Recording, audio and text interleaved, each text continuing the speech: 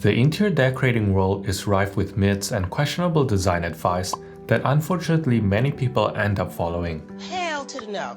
From only being allowed to paint small spaces white to always decorating with the next buyer in mind, here are 10 home decorating myths that you need to stop listening to. Myth 1. Everything must match. The idea that everything must match is probably one of the biggest interior decorating myths. A lot of people get stuck in the idea that everything in a room has to be a certain color or a certain pattern, which I'm also guilty of doing in the past. However, this can make a room look a lot like a showroom.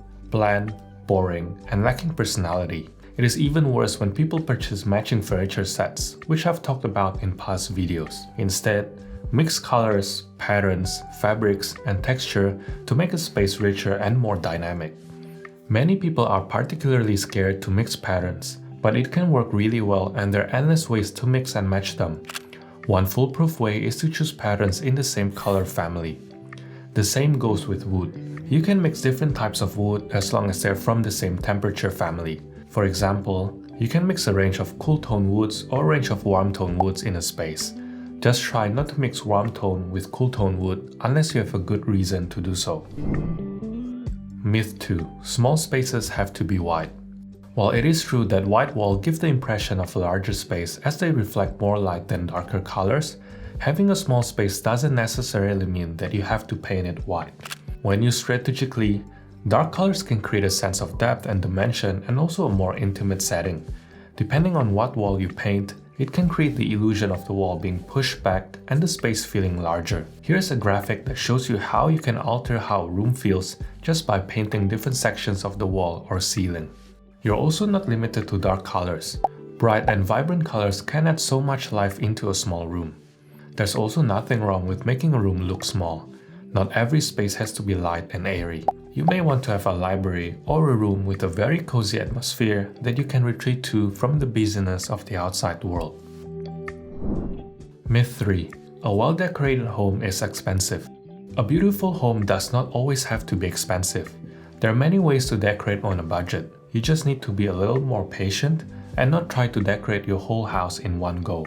It is okay to use a temporary dining table while you're looking for the right piece in your new home. You can find quality furniture from thrifting, garage sales, vintage shops, or online from Craigslist or Facebook Marketplace. The process may take longer, but your dollar will go much further and you'll end up with a very well decorated home. My only tip here is to have a defined vision or aesthetic, so you can use this as a guide and not end up with a bunch of random objects that do not go well with one another. If you're in the process of decorating or furnishing your home and find yourself overwhelmed with the amount of choices out there, then be sure to check out our online shopping list database, where you can filter stores based on categories, country, and price point.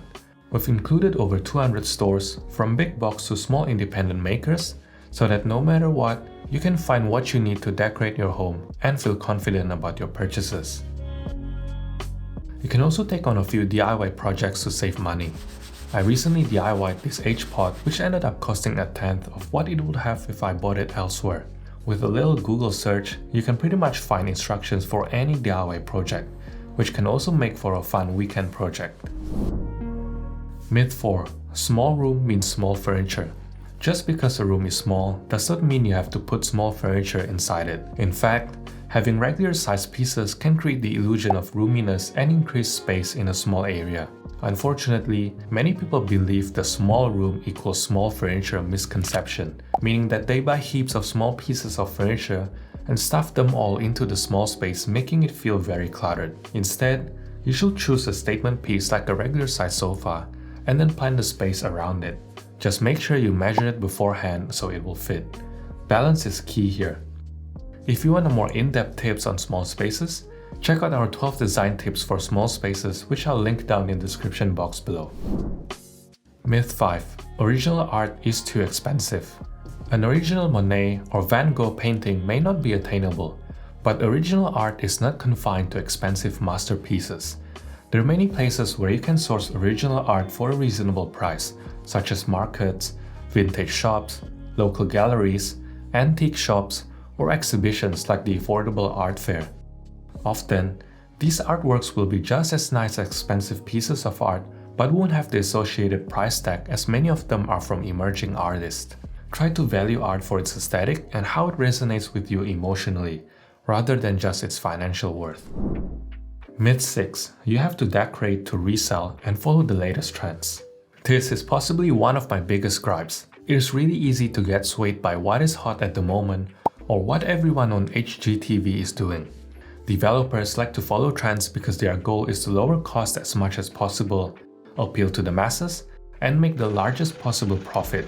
Many people also get stuck in this mindset of decorate to resell. While there's nothing wrong with following trends or decorating to resell, it is better to design your home based on your individual taste and needs, especially if it is a home you intend to stay in, rather than a block of investment. There's no way of knowing what the future owner of your home will like in terms of style, color, and finishes, so it is better to not let trend or other people dictate these for you. You're the one spending your hard-earned money and looking at your decorating choices every day. If your style is eclectic, then go for it. If you prefer white walls but everybody is saying it's boring, who cares? There are lots of beautiful homes with white walls. If you like pattern on pattern, but stark white minimalism is trending, it doesn't matter. Do what you love.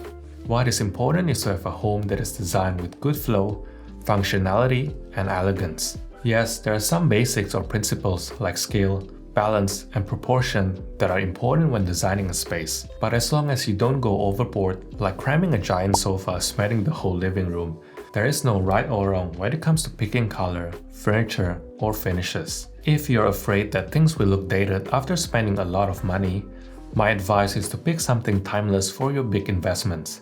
This will form the base of your interior, which you can then dress up or down with trendy decor pieces or armchairs. You can easily swap out these smaller pieces if they start looking dated in the future without much risk.